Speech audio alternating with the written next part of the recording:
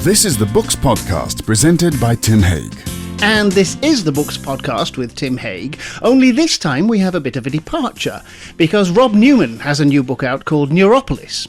And my friend and colleague Poppy is an even bigger fan of Rob Newman than I am, so we sent her along to talk to him. I'm talking to Robert Newman, who is, it seems to me, busy reclaiming science for real people. Robert is famous from his time as a top comedian in the late 80s and early 90s.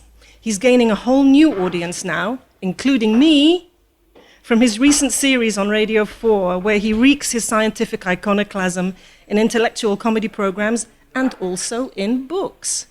We're here in a cafe in Kentish Town to talk about Robert's latest series and book, Neuropolis. I'm thrilled to be here. Hello, Robert. Hello. Thank you for that lovely introduction.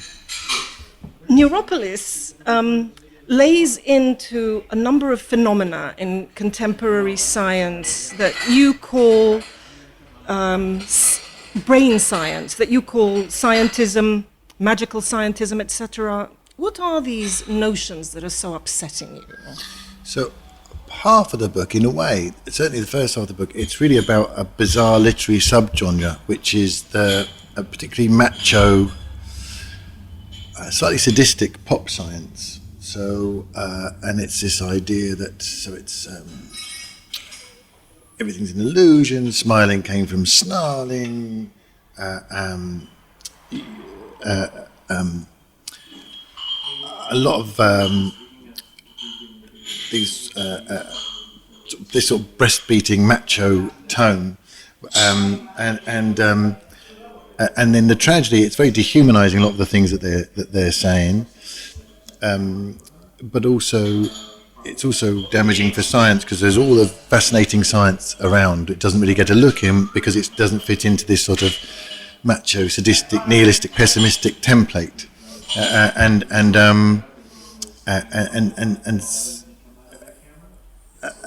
so I wanted to sort of knock one down and create some space for the other bit. Tell me a little bit about brains as machines, and because that's the biggest message I took from your book. So tell me a little bit about AI and the problem with that.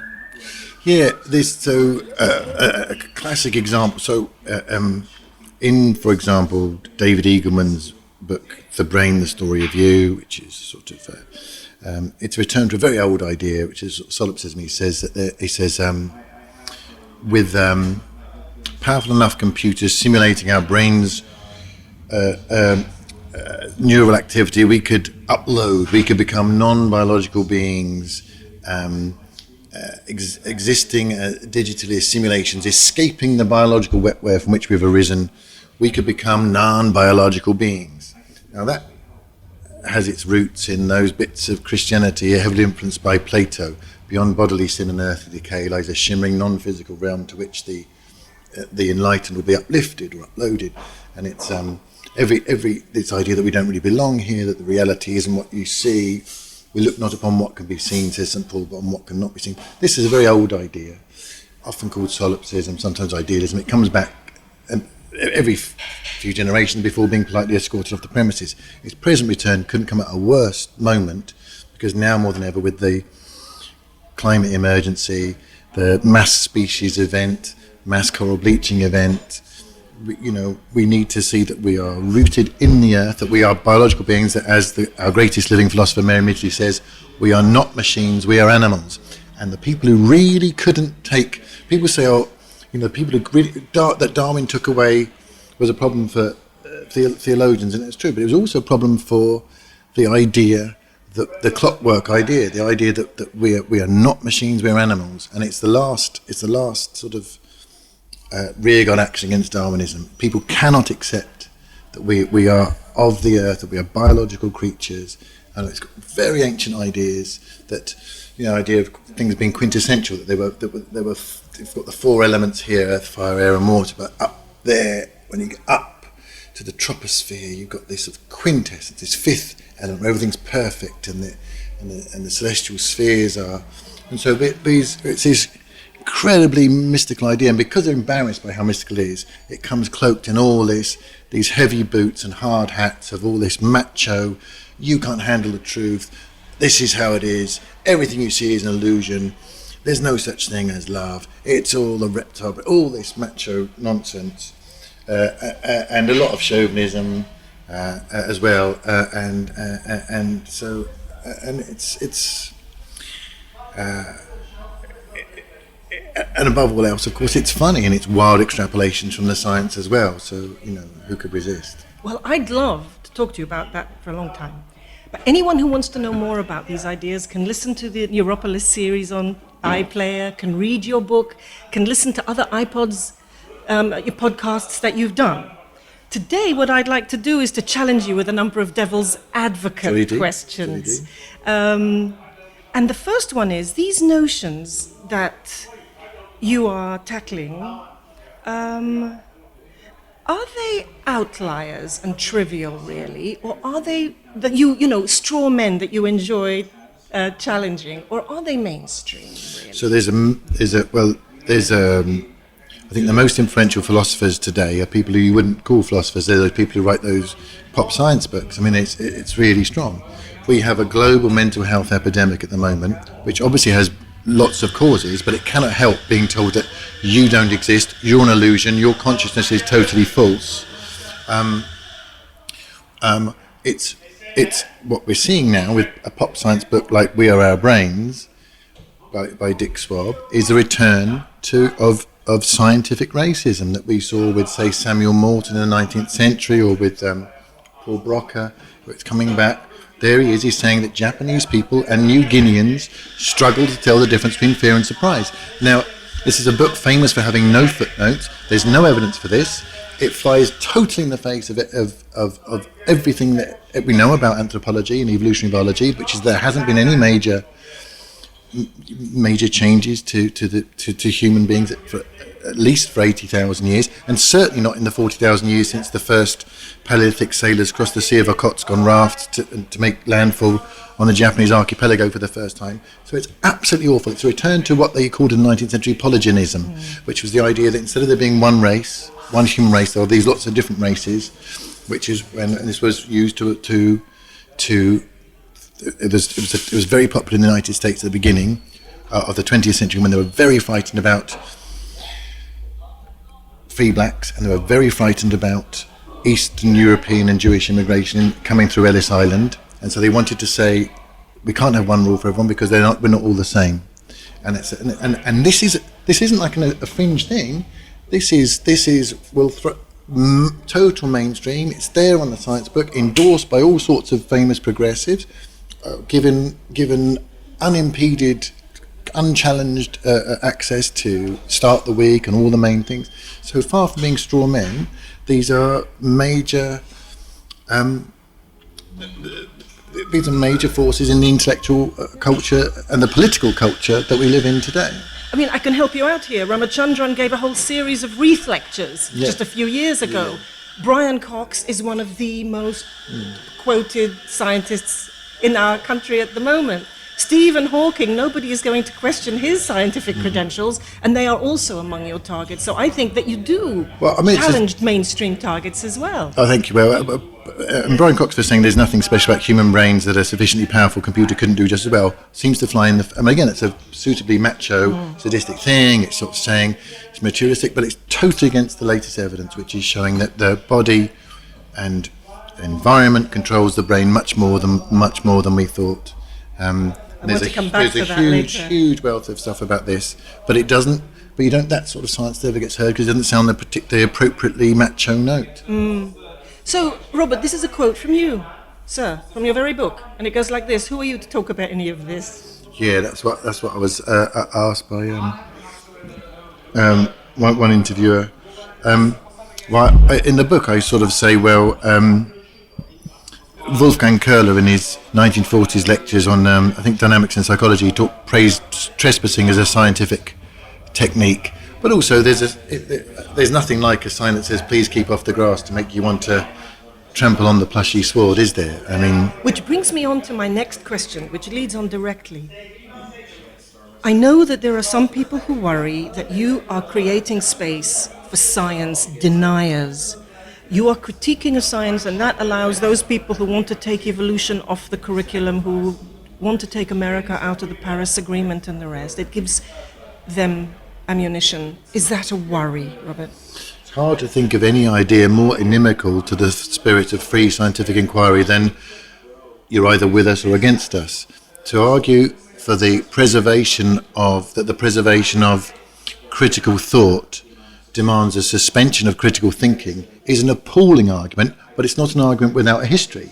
It's the same argument that if you criticise the Soviet Union, you're allowing space for imperialism. If you criticise Blair invading Iraq, you're letting the Tories in. Criticise New Labour introducing tuition fees, you'll let the Tories in. Criticise the Soviet Union, and then the Spanish fascists will win. All that's an old argument, and it's as unscientific as anything you can imagine, But we live in a time when the leading proponents of science are the people coming out with the most virulently anti-scientific comments. Sure. Your book defies description, I think. I mean, is it a polemic? Why do you write the way you do, eliding fact with comedy, telling anecdotes that didn't actually happen? Don't you think that vitiates the message? Maybe. It evolved out of a stand-up show, and there's strengths in that, and there's weaknesses in that. The strengths in that is that it helped me sort of put things into everyday language, and to be clear about the ideas. But it's sort of, I kind of like it as a reader when a book sort of, when you switch from one point of view to another, or one first person to third person, or I kind of like those things. Well, let's talk about agendas. You have, I think, clear agendas which you don't hide. I could give you a quick example in your book in the way that you talk about an IBM executive saying that in future computers can be better lawyers than real lawyers, but when the IBM vice president was put on trial for fraud, he hired real lawyers. Now that's a slightly dodgy argument because he didn't say the computers were ready now, but it talks about your agendas. Do you think that your agendas... what's the agenda there? Well, the agenda is that we know that you're a warrior for social and environmental justice, and the current financial services industry is inimical to all of that. Do you think that the fact that you come so clearly from an agenda takes away from the disinterest that is supposed to mark scientific inquiry? I don't think this disinterest does mark scientific inquiry. Everyone has a hypothesis that they're trying to prove.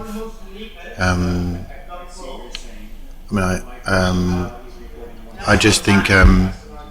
As Howard Zinn's, the great historian, said, you can't be neutral on a moving train. I mean, just sort of, it's good that you can be clear about your interests. But Hilary Putnam, the philosopher, is very good on the collapse of the fact-value dichotomy. That you can't really, it's very difficult to say where facts end and values begin, and. But it just shows that a lot of this macho talk, the people who are saying it don't believe it themselves. So when Francis Crick says you don't exist, you're just he doesn't say I don't exist.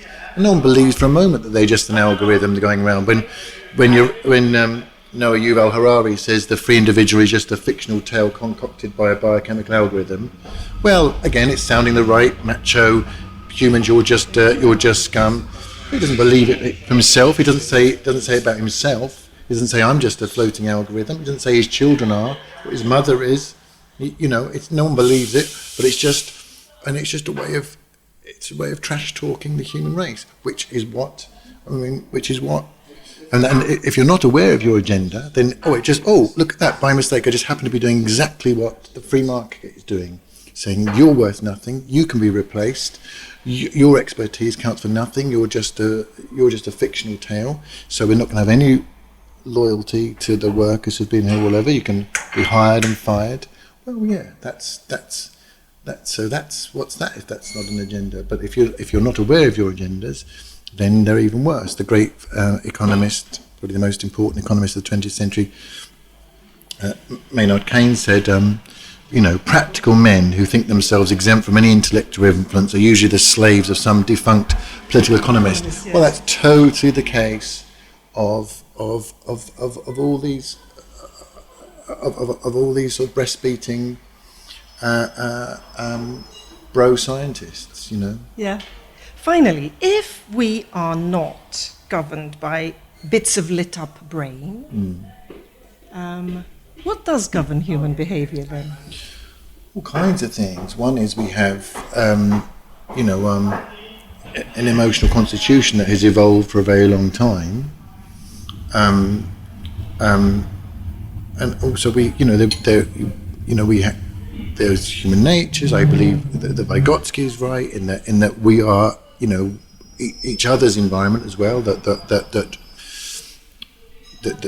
we've always been we are social mammals. We've always been. It's so weird to me that you get this idea that we're just we've had this dog eat dog. But the influence of Thatcherism is that you get Dawkins with his crazy dog eat dog version of evolution, that we're these lone creatures selfishly grabbing whatever. And there's some really great work, for example, with Shelley Taylor's The Tending Instinct has done that. Ava Jablonka's stuff about the evolution in 4 dimensions, looking at the importance of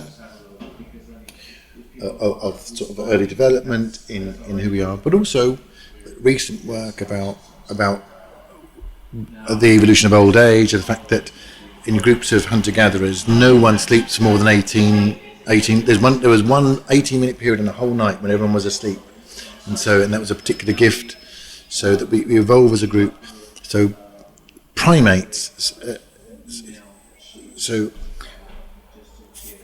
Primates are of all mammals, primates prolong development more than any other, and of primates we prolong development more than any other.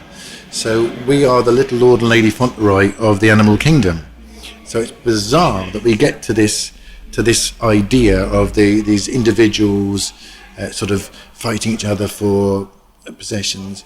That's people reading ideology into the science, and that's my beef with a lot of that, with neurobabble and with all the biobabble in evolution. It was reading biology and science, because as John Dewey, perhaps the most important American philosopher of the 20th century, said, he says the non-social individual is an abstraction arrived at by imagining what humans would be if all their main qualities were taken away. How are you going to win this argument, Robert? No one wins anything on their own. No one wins any argument on their own. But I think a lot of these, a lot of the Church Scientific are being so dogmatic because they know it's moved on. So people are still doing the Dawkins arguments, but ever since epigenetics came along, which sort of pulls the rug from underneath its feet, but it doesn't. So people are still hanging on to that idea. People still hang on to the AI idea, even though there's been amazing stuff about how the hormones below the neck change continue to shape neural pathways well into early adulthood. Been some really interesting stuff how a lot of our studies on behavior, on the fight or flight response, comes from just studying male rats when it's in just a group of just male rats. That doesn't happen in nature, and that with female rats it's a tend and befriend thing, and actually that's more likely to happen in male rats when they're with female rats. So there are these big changes coming, but people have got, there's that saying that my mum used to say, if you pull a face and the wind changes, it stays like that. Well, that's sort of happened. People have pulled this sort of snarling, hardcore, bro-science, macho face, and struck this pessimistic, nihilistic Raskolnikov in a lab coat pose, and then the science has moved on, but the face has stayed like that. And I think it's gonna. But so I just think it's just but it's not gonna. It's just all. It's dead wood, and it's gonna crumble away quite soon. Thank you. Pleasure. Poppy was talking to Robert Newman, whose new book, Neuropolis, A Brain Science Survival Guide, is published by HarperCollins and is out now. That was the Books Podcast with Tim Haig. The Books Podcast is produced by Green Shoot. You can find out more at www.green-shoot.com, and Tim can be contacted on tim@green-shoot.com. green-shoot.com.